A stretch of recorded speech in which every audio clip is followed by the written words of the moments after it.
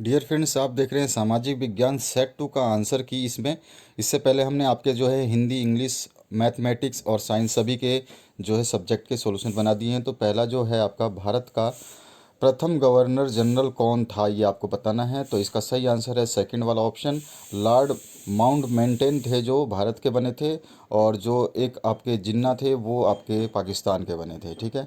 उसके बाद में 82 नंबर है, भारत में ब्रिटिश साम्राज्य के विस्तार के लिए किस शासक ने विलय या राज्य हड़प की नीति का सहारा लिया था। तो लॉर्ड डलहौजी ने जो है ऐसा नीति बनाई थी जिसमें कि अगर कोई उत्तराधिकारी नहीं है किसी राज्य का तो उसको भी अपने अंदर मिला लेते हैं। जैसे कि किसी राजा के लड़की है और लड़का नहीं है तो उस राज्य को भी वो हड़प लेते थे। ये उसने ही बनाया था कानून।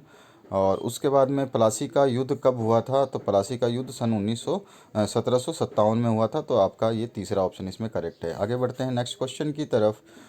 जैसा कि मैं बता चुका हूँ आपको, सारे के सारे सॉल्यूशंस हमने बना दिए हैं। सेट 1 सेट 2 सारे के सारे आप देख सकते हैं। सेट 2 जो इस चैनल पे पहले से बने हुए हैं उन्होंने सेट 2 एक महीने पहले देख लिया होगा। बाकी सभी की लिंक वीडियो के डिस्क्रिप्शन बॉक्स में, जो आपकी 8th क्लास है उसमें सब कुछ मिलेगा। अगर आपको कुछ नहीं मिलता है, कोई दिक्कत आती है तो कमेंट सेक्शन में कमेंट कर सकते हैं। तो इसका आगे का क्वेश्चन है, स्थाई बंदोबस्ती किसके समय में शुरू हुई थी। तो लॉर्ड कॉर्नवालिस जो थे, इनके समय में स्थायी बंदोबस्ती शुरू की गई थी। इनको ही ये जिम्मेदारी सौंपी गई थी। उसके बाद में 85 है, नील विद्रोह की शुरुआत बंगाल के किस जिले में हुई थी। तो नदिया जिला है उसके अंदर हुई थी। बंगाल में नदिया जिला है जो, वहाँ पे हुई थी, ठीक है। उसके आगे हम बात करते हैं 86। तो आदिवासी समाज द्वारा प्रयोग किया गया दिगु शब्द का अर्थ क्या है। तो दिगु शब्द वो आदिवासी लोग जो है बाहरी लोगों को बोलते हैं। दिगु शब्द किसको बोलते हैं, वो बाहरी लोगों को। उसके बाद में कैलिको अधिनियम किससे संबंधित था। तो कैलिको अधिनियम कपड़े के जो बहिष्कार वगैरह के संबंधित था। और इसको लेकिन इसको स्पेशली जो है सूती कपड़े छींटे के जो अधिनियम में उसके अंदर शामिल किया गया था, ठीक है। इसके बाद में अगर हम बात करें तो 88वां जो क्वेश्चन है 88 नंबर, पुर्तगालीन नाविक वास्को डिगामा भारत में सबसे पहले कहाँ पहुँचे थे। खोज नहीं की थी, कहाँ पहुँचे थे। तो कालीकट यानी केरल में जो एक छोटा सा जगह है वहाँ कालीकट पे पहुँचे थे, ठीक है। ध्यान रखना है आपको कि पूछा क्या रहा है, आपको ये नहीं पूछा कि किसकी खोज की थी, ये पूछ रहा है कि कहाँ पहुँचे थे। 89 नंबर है, निम्न में से कौन सा मानव निर्मित संसाधन है। यानी मानव ने जो चीज़ बनाई है। झरने का जल मानव नहीं बनाता, सूर्य की रोशनी मानव नहीं बनाता, वन भी मानव नहीं बनाता। मानव क्या बनाता है, कैंसर उपचार की औषधियाँ, ठीक है। मानव क्या बनाता है, कैंसर उपचार की औषधियाँ। तो इसका फर्स्ट ऑप्शन सही हो जाएगा। 90 नंबर जो क्वेश्चन है, प्राथमिक क्रियाओं का उदाहरण नहीं है। प्राथमिक क्रियाएं उन क्रियाओं को कहते हैं जो डायरेक्ट आपको धन उपार्जन के लिए उपयोग की जाती हैं, यानी कि उससे आपको धन मिले। और धन अगर मिलता है आपको तो क्या होता है, इसमें क्या है कि आपका कौन कौन सी चीज़ें आ सकती हैं। तो कृषि से धन मिलता है, खनन यानी कि कोयला खाद्यान्न वगैरह से धन मिलता है, पशुपालन से धन मिलता है। बैंक जो है इस क्रियाओं में नहीं आता है, बैंक सेक्टर जो है इस क्रिया में नहीं आता। तो कौन सा आंसर आ जाएगा, प्राथमिक क्रियाओं का उदाहरण नहीं है। बैंक जो है प्राथमिक क्रिया का उदाहरण नहीं है, द्वितीयक क्रिया का उदाहरण है, प्रथम में नहीं आता है। 91 की बात करें तो झारखंड का जादू घोड़ा प्रसिद्ध किसके लिए है। तो झारखंड का जादू घोड़ा प्रसिद्ध इसलिए है क्योंकि वहाँ पे यूरेनियम जो है, वहाँ पे सबसे ज़्यादा यूरेनियम के लिए प्लांट डाला गया है और यूरेनियम वहाँ पे बनता है। तो यूरेनियम इसका आंसर हो जाएगा। इसके बाद में 92 नंबर क्वेश्चन है, निम्न में से अलोह धातु है। अलोह धातु, एक लोह धातु होता है, एक अलोह धातु।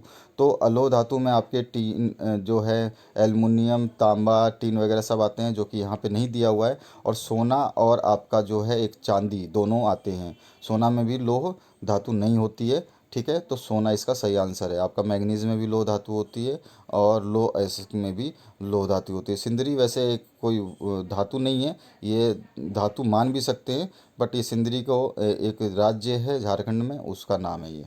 इसके आगे हम बढ़ते हैं 92 के आगे। 93 में, झारखंड में तांबा उद्योग कहाँ स्थित है। तो तांबा उद्योग जो है घाटशिला में स्थित है। घाटशिला जो है आपका झारखंड में है, घाटशिला में स्थित है तांबा उद्योग। उसके बाद में भाषा तथा अभिव्यक्ति की स्वतंत्रता का प्रावधान संविधान के कितने अनुच्छेद में किया गया। तो 19वें अनुच्छेद में, 20वें अनुच्छेद में, 21वें अनुच्छेद में किया था। तो 19वां अनुच्छेद है इसमें, तो 19वां का आंसर टिक कर देंगे। उसके बाद में 95 नंबर है, विश्व की कुल जनसंख्या का लगभग 75% लोग रहते हैं, कहाँ रहते हैं? तो सबसे ज़्यादा लोग जो है एशिया में रहते हैं और उसके बाद में यूरोप में। तो सबसे ज़्यादा जनसंख्या कह रही थी एशिया में। एशिया में ही आपका जो है चाइना भी आता है और एशिया में ही आपका जो है इंडिया भी आता है। उसके बाद में अगर हम बात करें 96 नंबर की, भारत के प्रथम राष्ट्रपति कौन थे? तो आपने अभी अगर हिंदी का मॉडल पेपर देखा होगा तो उसमें जो पैसेज है, अनसीन पैसेज, जो डॉक्टर राजेंद्र प्रसाद के बारे में दिया था, उसमें लिखा हुआ है प्रथम राष्ट्रपति कौन थे?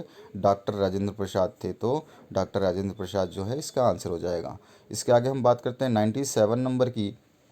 तो 97 में आपसे पूछा गया है बाल विवाह का अर्थ है, यानी कि बाल विवाह करने का मतलब क्या अर्थ है? तो कम उम्र में शादी करना, बालक का विवाह कम उम्र में करना, यही बाल विवाह का जो है अर्थ है। ठीक है, प्रेम विवाह नहीं होता है, लड़की विदेशी लड़की से विवाह नहीं होता है और अंतर्राष्ट्रीय विवाह नहीं होता है। कौन सा होता है? कम उम्र में विवाह करना। उसके बाद में 98 नंबर जो क्वेश्चन है इसमें पूछा गया अस्पृश्यता का अर्थ क्या है? तो अस्पृश्यता का अर्थ जो है छूने योग्य नहीं हो, यानी कि छुआछूत जो पहले की प्रथा थी कि तुम उस जाति के हो, हम तुमसे बात नहीं करेंगे, तुम्हारा पानी नहीं पिएंगे, तुम्हारे से खाना नहीं खाएंगे, उस टाइम की ये जो है एक नीति लागू गई थी, उस टाइम की बात को इसमें डाला गया है। तो जो छुआ नहीं जाए या छूने योग्य ना हो उसको हम अस्पृश्यता का अर्थ बता सकते हैं। ठीक है, जो दिखाई ना दे वो अदृश्य होता है, बंधुआ मजदूरी तो मजदूरी होता है और मानव तस्करी तस्करी होता है। ठीक है, ये अलग चीज़ें हैं। तो इसके बाद में 99 नंबर का क्वेश्चन जो है, योगासन किस अवस्था में करना चाहिए? तो योगासन आपके बाल्यावस्था में भी कर सकते हैं, वृद्धावस्था में भी कर सकते हैं, युवावस्था में भी कर सकते हैं। तो यहाँ पे आ जाएगा उपरोक्त सभी अवस्थाओं में हम योगासन कर सकते हैं। और 100 जो लास्ट क्वेश्चन है, जैसा कि मैं बता चुका हूँ आपको, सभी सॉल्यूशन हमने डाल दिए हैं सेट 1 और सेट 2 के, आप देख सकते हैं। दोस्तों के साथ शेयर करिए, इसी चैनल पर बने रहिए, आपके सारे 5 सेट जो बोर्ड देगा वो सारे सॉल्व यहीं किए जाएंगे। मैथमेटिक्स का तो स्पेशली आपके कहने के हिसाब से मैंने ब्लैक बोर्ड पे समझा समझा के सॉल्व किया है कि कैसे कैसे सॉल्व होता है। ठीक है, तो उसको देख लेना। मैंने डायरेक्ट भी सूत्र यूज़ नहीं किया, फॉर्मूला यूज़ नहीं किया, फॉर्मूला कैसे आया उसको भी उसमें समझाया है। तो आराम से देखोगे तो आपको पूरी मैथमेटिक्स समझ में आ जाएगी। 100 नंबर जो है, विज्ञान का लक्ष्य क्या होना चाहिए? तो विज्ञान का लक्ष्य जो होना चाहिए मानव कल्याण होना चाहिए। नए नए अनुसंधान खोज करना ये विज्ञान का लक्ष्य नहीं होना चाहिए। मानव कल्याण में काम करना ही विज्ञान का लक्ष्य होना चाहिए। जीवन को विलासपूर्ण बनाना, यानी कि जीवन को आरामदायक बनाना, ये भी आपका विज्ञान का लक्ष्य नहीं होना चाहिए। कल्याण करना जरूरी है, जीवन को कष्टमय बनाना ये भी उसका लक्ष्य नहीं है। नए अनुसंधान और अनुसंधान और वह खोज करना ये विज्ञान के अंतर्गत आता है, लेकिन इसका लक्ष्य नहीं है। विज्ञान के अंतर्गत आता है कि कोई भी चीज़ बनाएं और उसकी खोज करें, विज्ञान के अंतर्गत आता है, लेकिन लक्ष्य क्या है? मानव कल्याण। तो इसमें आपका 100वां का जो है पहला ऑप्शन करेक्ट होगा। तो आशा करता हूँ आपको सारे आंसर मिल गए होंगे, सारे सब्जेक्ट आपने देख लिए होंगे।